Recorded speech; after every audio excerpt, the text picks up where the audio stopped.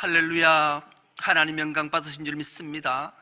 오늘 대림절 네 번째 주일입니다. 이 대림절 네 번째 주일에 주님 앞에 예배하러 온 여러분들의 삶과 가정과 기업과 일터 위에 하나님께서 하늘 문을 활짝 여시고 하늘의 신령한 복과 땅의 기름진 복으로 충만할 수 있기를 주의 이름으로 축복합니다. 오늘 함께 은혜 받고자 하는 말씀의 제목이 가장 큰 징조, 이런 제목으로 함께 은혜를 나누겠습니다. 지난 화요일이죠. 12월 14일 제주도의 서귀포에서 좀 떨어진 곳에서 지진이 일어났어요. 그것도 5.3의 강도가 제법 컸더라고요. 그래서 귀한 기중큰 유물들도 파괴가 되기도 하고 제주도민들이 불안에 공포에 떨었다 그래요. 그런데 이 지진이 일어나는 것을 징조가 있다라는 거죠. 징조라는 말은 어떤 일이 생기기 전에 그 일에 대해서 미리 보이는 여러 가지 조짐들이 있다라는 거예요. 우리가 미물들은 이 지진에 대해서 징조를 느낀다 그래요. 그래서 제주도에 지금은 고등어가 막 말이 잡힐 때인데 갑자기 음항에 참돔이 우악 들어와서 무려 2만 5천 마리가 잡혔다라는 게, 지금 참돔이 잡힐 시절이 아니라는 거예요. 그래서 조사해 봤더니만 이 참돔이 지진의 징조를 느끼고 막 이동하다가 그물에 걸렸대요. 그래서 어부는 무려 그거 1억 5천만 원 받고 팔았대요. 미물들은 징조를 느낀다는데 우리 인간은 만물의 영장임에도 불구하고 이런 걸 못 느껴, 예측을 못 한다라는 것이, 징조를 못 느낀다라는 거예요. 그래서 하나님은 이런 일들이 있고 나면 우리에게 징조라는 걸 보여주시는 거죠. 우리는 지금 성탄절을 눈앞에 둔 대림절 네 번째 주일을 맞이해요. 교회력으로 대림절 첫째가 새해 첫 주로 되는 거죠. 그래서 기다림으로 시작하라, 그렇게 주님이 우리에게 교회력을 주시고 대림절 첫 번째 주일에 촛불을 켜게 하는데, 이 촛불, 첫 번째 촛불은 아주 진한 보라색, 진 보라색의 첫 번째 촛불을 딱 켜요.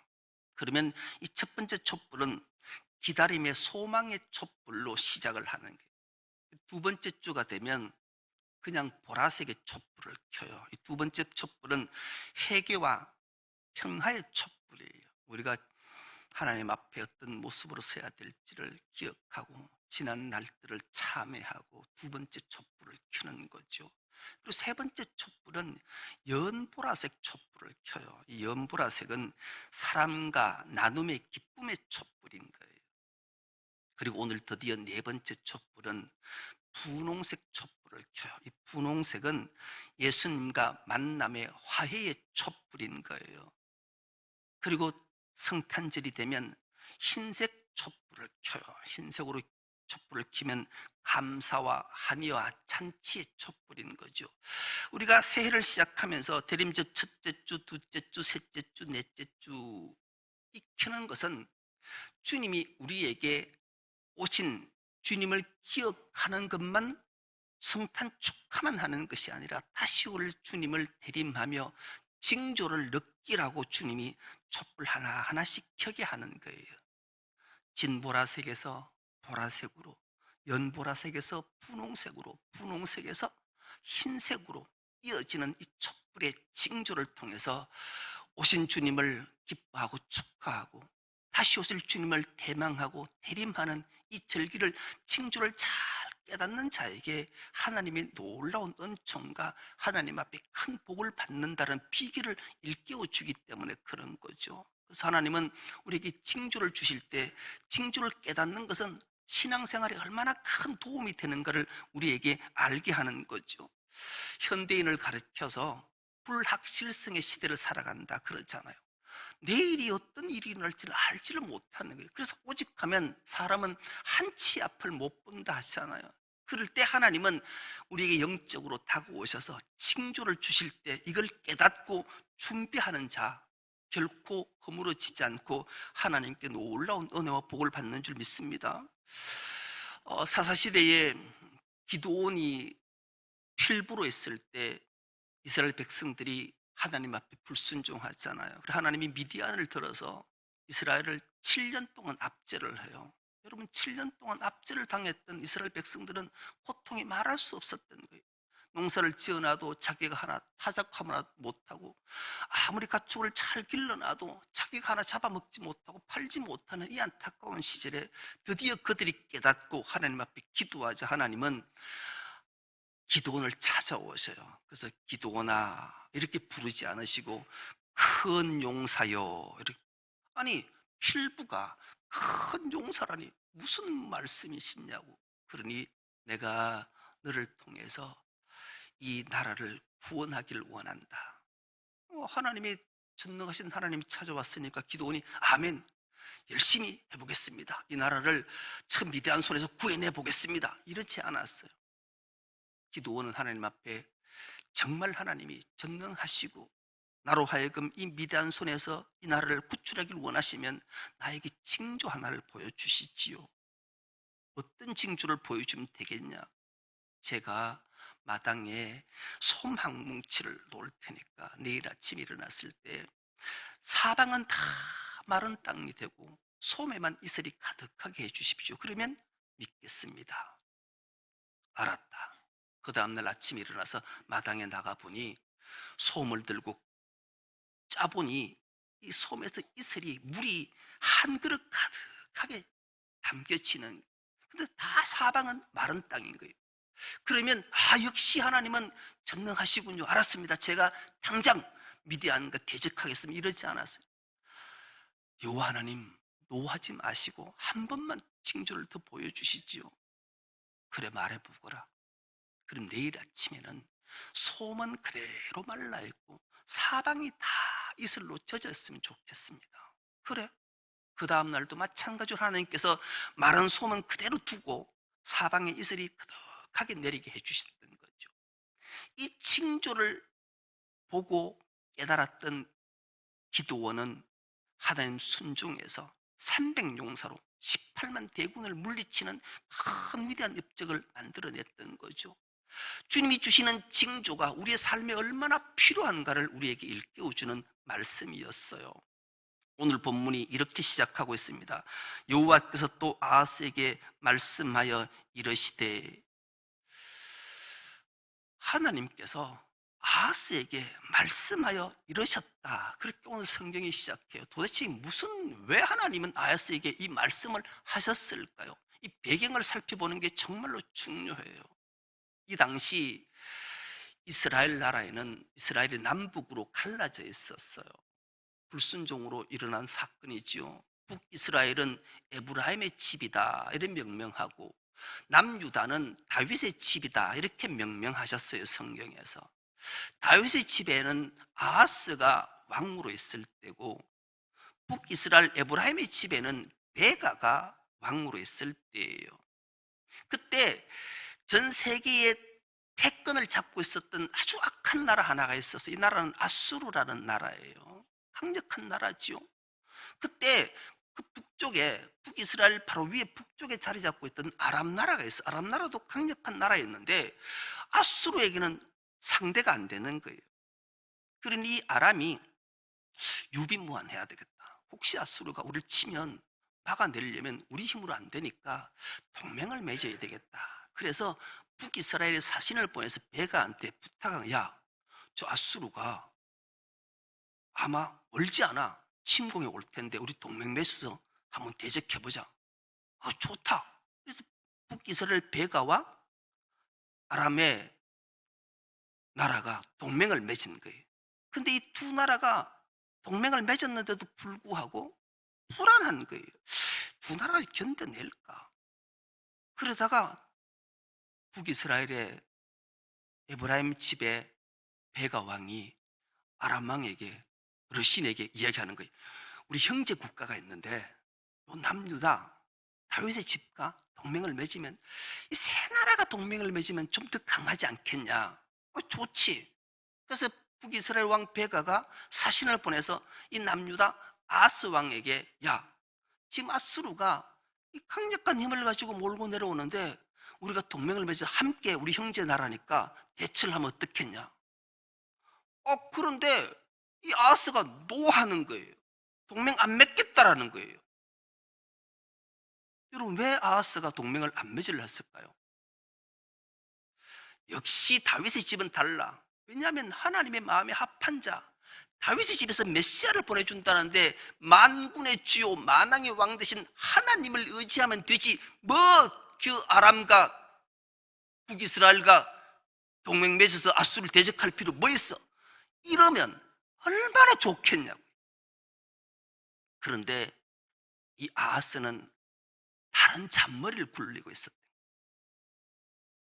우리는 아수르와 비밀 교섭을 내서 동맹을 맺으려고 이 마음을 갖고 있었으니 이 베가가 동맹 맺자고 손을 내민 걸 거절했던 거예요. 이걸 알았던 아람의 러신 왕과 북이스라엘의 베가가 분노했지 않겠냐고요. 그래서 이 두 나라가 이 남유다 다윗의 집을 침공해 온 거예요. 예루살렘을 에워싸버린 거예요. 그 일을 어떻게 묘사하고 있는가 하면 7장 2절의 말씀인데, 이 말씀은 우리가 한 목소리를 한번 합독해 보겠습니다. 시작. 어떤 사람이 다윗의 집에 알려 이르되 아람이 에브라임과 동맹하였다 하였으므로 왕의 마음과 그의 백성의 마음이 숲이 바람에 흔들림같이 흔들렸더라. 여러분, 이 말을 한마디로 요약을 하면 사시나무 떨듯 떨었다라는 거예요. 아니, 아직은 아수르하고 동맹을 맺지 않은 상태인데 이 비밀이 새 나가서 북이스라엘 베가와 아람의 러신 왕이 동맹을 맺어서 예루살렘을 에워싸고 침공해 내려왔다니, 이게 왕뿐만 아니고 모든 다윗의 집에 사람들이 사시나무 떨듯 덜덜 떨고 있었다는. 여러분, 하나님께서 하나님이 택한 백성 다윗의 집 사람들이, 자기 백성이 이 북이스라엘과 아람 나라의 침공을 받아 사시나무 떨덜 벌벌 떨고 있으면 하나님께서 그냥 보고 계실까요? 도와주실까요? 두말할 것도 없이 도와주시고, 그래서 하나님께서 이사야를, 그 당시에 하나님이 가장 신뢰했던 선지자 이사야를 보내서 아하스에게 말하는 내용이 3절 4절입니다. 3절 4절 우리가 한 목소리 합독해 보겠습니다. 시작. 그때 여호와께서 이사야에게 이르시되 너와 내 아들 스알야숲은 윗못 수도 끝 세탁자의 밭 큰 길에 나가서 아하스를 만나 그에게 이르기를 너는 삼가며 조용하라. 러신과 아람과 르말리아의 아들이 심히 노할지라도 이들은 연기나는 두 부재깽이 그루터기에 불과하니 두려워하지 말며 낙심하지 말라. 아멘. 하나님은 그냥 계신 분이 아니세요. 아니, 하나님이 택한 백성 다윗의 집 사람들을 어떻게 그냥 두시겠냐고. 그래서 불이 나게 이사야 빨리 오거라. 이는 빨리 큰 길에 나가서 아하스 만나서, 아하스가 저 백성들과 사시나무 떨듯 벌벌 떨고 있는데 낙심하거나 두려워하지 말라 해라. 저들은 타다나무 부지깽이 같고 저 그루터기 같은 거 걱정하지 마라. 내가 도와줄게. 그렇게 전하라는 거예요. 더 나아가 그들의 악한 객까지 하나님은 다 꿰뚫어 보시는 분이에요. 그래서 이들이 어떤 마음을 갖고 있는가, 5절과 7절 말씀 우리가 한 목소리 합독해 보겠습니다. 시작. 아람과 에브라임과 르말리아의 아들이 악한 꾀로 너를 대적하여 이르기를 우리가 올라가 유다를 쳐서 그것을 쓰러뜨리고 우리를 위하여 그것을 무너뜨리고 다부엘의 아들을 그 중에 세워 왕으로 삼자 하였으나 주 여호와의 말씀이 그 일은 서지 못하며 이루어지지 못하리라. 아멘. 이 아람의 러신 왕하고 워신 왕이 그거 내가 도와줄게. 베가를 도와줘서 유다 쳐버려가지고 유다를 점령해버려서 거기에 내 민족의 왕으로 세워서 세울 거리가 걱정하지 말고 한번 내려가자. 이래서 베가를 설득해서 아람과 북이스라엘이 다윗의 집을 쳐내려온 거예요. 요 깨까지 하나님이 꿰뚫어서 이사야에게 말씀하시고, 그러나 낙심하고 두려워하지 말라. 다윗의 집은 내가 지킨다. 왜? 내가 다윗의 집을 통해서 이 땅에 메시아, 그리스도, 구세주를 보내겠다 약속했는데 하나님의 언약의 말씀은 1.1획도 어김없이 반드시 이루어지는 줄 믿습니다. 근데 하나님이 안 지키시겠냐고요. 그러면 이 아하스는 어떻게 반응해야 될까요? 할렐루야, 아멘. 하나님 그렇습니다. 제가 역시 하나님은 이 나라를 사랑하시고 다윗의 집을 사랑하시고 이 남유다를 사랑하셔서 하나님의 놀라운 섭리와 역사와 구원을 이루실 것을 믿고 하나님만 신뢰하고 하나님만 의지하고 하나님만 믿고 따르겠습니다. 이런 고백이 나오면 얼마나 좋을까. 그런데 이 아하스의 행동과 오늘 우리의 행동은 다른가? 여러분, 한번 찬찬히 자신을 한번 오늘 물어봤으면 좋겠어요. 사업을 하다가 부도 직전을 만났어요. 당장 내일 1억을 은행에 갚지 않으면 부도 처리가 된다. 그런데 이제는 뭐 대출 받을 때도 아무것도 없고, 근데 딱 한 곳이 있어. 고리대금업자. 여기 눈독을 들이고 있는 거죠. 근데 거기 가면 1억을 빌리면 해결이 되고 다시 한번 어떻게 해볼 수 있어요. 근데 이게 막 맨날 며칠 끙끙 앓았으니 그 몰랐겠냐고요. 근데 그 소문이 어느 날 집사님이 목사를 찾아와서, 목사님, 아무개 건사가 사업하다가 부도나게 생겼어요. 당장 내일 1억을 안 갚으면 부도난대요. 근데 내가 보기에 저 집사님이 사채를 쓸 것 같아요. 급한 불을 꺼야 되니까 사채를 쓰면 저 1억 빌렸다가 1년에 10억을 갚아야 되는데 저거 큰일 날 거, 자기만 망하는 것이 아니라 집안도 다 망하게 할 것 같아요. 목사님 기도해 주세요. 목사가 기도했어요. 하나님이 건사 찾아가거라, 걱정하지 마라 하라, 낙심하지 마라 해라, 내가 도와줄게, 책임져 줄게. 그러니까 너는 오늘 다 일 손 놓고 주의 성전에 와서 하루 금식하고 철야기도 하라고 하거라. 그래서 목사가 기도를 하다 응답받았으니 안 갔겠어요. 권사님, 이런 일이 있죠. 그렇습니다. 권사님, 오늘 나와 같이 금식하고 철야하면서 기도하면 하나님 해결해 주신대요. 그러면 이 권사가 왜 해야 돼요? 여러분 같으면 어떻게 해요?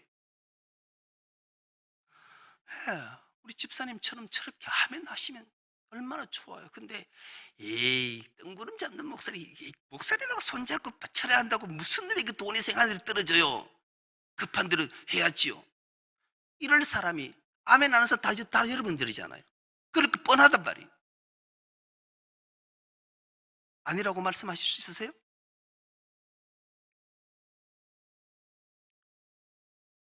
어느 날 몸이 이상했어요.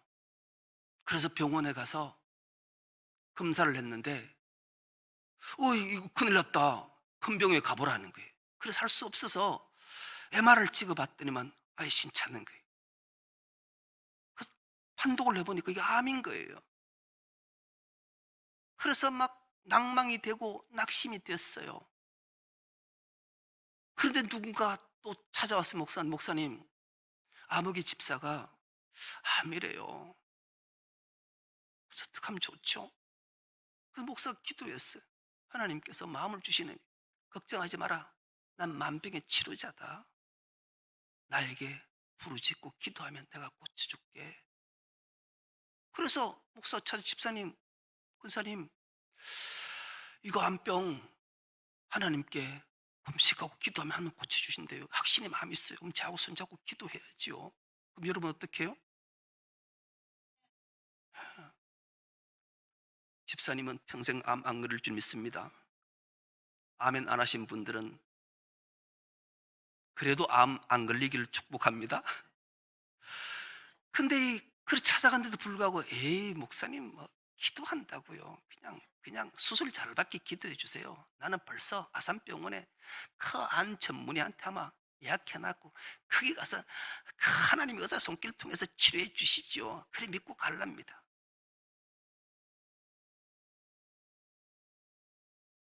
예전에도 살아계셨고 지금도 살아계시고 앞으로도 살아계시는 영원하신 하나님의 말씀을 오늘 우리는 얼마만큼 신뢰하고 믿고 의지하는지 주님이 말씀하시는 거예요. 근데 여러분처럼 아하스는 뭐라고 말하는가? 하나님께서 그렇게 아하스가 사실 한번 떨고 떨 수 있을 때 이사야를 보내서 말씀을 전했는데 불구하고 아하스는 듣지 않는 거예요. 그래서 하나님께서 친히 아하스를 찾아가셔요. 그게 오늘 본문이에요. 오늘 본문 다시 한번 보십시오. 10절과 11절입니다. 여호와께서 또 아하스에게 말씀하여 이르시되 너는 내 하나님 여호와께 한 징조를 구하되 깊은 데에서든지 높은 데에서든지 구하라. 하나님이 답답하셨어요. 이사야를 통해 보내서 말씀하셨는데도 불구하고 아하스가 들은 채 안 하는 거예요. 믿지 않는 거예요. 신뢰하지 않는 거예요. 그래서 여호와께서 친히 찾아가서 말씀하시는 게 네 내한테 한번 구해봐라. 징조 구해봐라. 징조 깊은 데서 구하든지 높은 데서 구하든지 구하면 내가 다 보여줄게. 네 조상 기도원에게 준 징조 오늘 내가 너에게 줄게. 그러면 아하스가 깨달아야 되잖아요. 선지자를 통해서 하나님이 친히 성령께서 내 마음에 감동으로 주셨음에도 불구하고 이 아하스의 대답은 기가 막혀요. 12절입니다. 아하스가 그래도 나는 구하지 않겠나이다. 나는 여호와를 시험하지 않겠나이다. 아마 이 아하스의 마음에는 아수르에게 가 있는 게 아수르. 저 지금 강력한 힘을 가진 아수르와 동맹만 맺으면 그냥 뭐 이 이스라엘 북이스라엘 배가 같은 거, 저 아람의 러신 같은 거 한 방에 끝내는데 뭔 걱정이 돼요.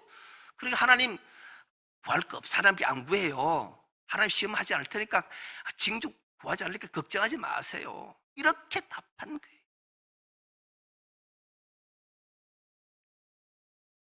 이 모습을 이사야가 봤어요. 이사야가 이 아하스에게 기막힌 한 말을 해요. 13절입니다. 13절 한 목소리 합독해 보겠습니다. 이사야가 이르되 다윗의 집이여 원하건대 들을지어다. 너희가 사람을 괴롭히고서 그것을 작은 일로 여겨 또 나의 하나님을 괴롭히려 하느냐. 이사야가 보니까 막 가슴이 답답한 거예요. 가슴이 답답한 거예요. 야 이 사람아, 야 이 사람아, 이 다윗의 집이여, 다윗의 집이. 다윗의 집이 어떤 집이냐? 하나님이 다윗의 집을 통해 메시아와 그리스도 구세주를 보내시고 약속하셨는데 하나님의 약속은, 언약은 1.1획도 어김이 없는 말씀인데 네가 도대체 사람을 괴롭히는 하나님까지 괴롭히려 하느냐? 이게 네가 그렇게 왕이냐? 이거 꾸짖는 말씀이. 오늘날 또 우리가 신앙생활 하면서 그런 모습들을 참 볼 때마다 마음이 아프고 썰어요. 오늘 우리 신앙은 어떨까? 하나님이 여전히 대림절을 통해서 진보라색으로, 보라색으로, 연보라색으로, 분홍색으로 끊임없이 징조를 주심에도 불구하고 주님은 반드시 다시 오신단 말이에요. 약속하셨기 때문에.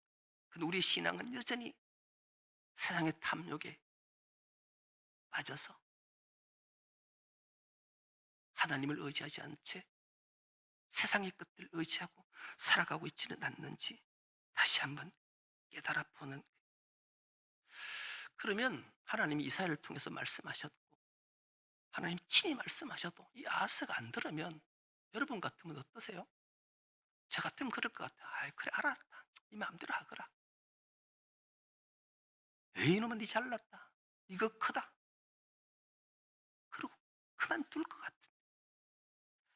하나님은 얼마나 사랑이 많으시고 은혜가 풍성하시고 자비로우신지 그 주님이 오늘 하신 말씀이 오늘 바로 결론의 말씀 14절 말씀이에요. 14절 말씀을 우리가 한 목소리를 합독해 보겠습니다. 그러므로 주께서 친히 징조를 너희에게 주실 것이라. 보라 처녀가 잉태하여 아들을 낳을 것이요 그의 이름을 임마누엘이라 하리라. 아멘. 여러분 우리는 임마누엘 하면 무슨 말인지 다 알잖아요.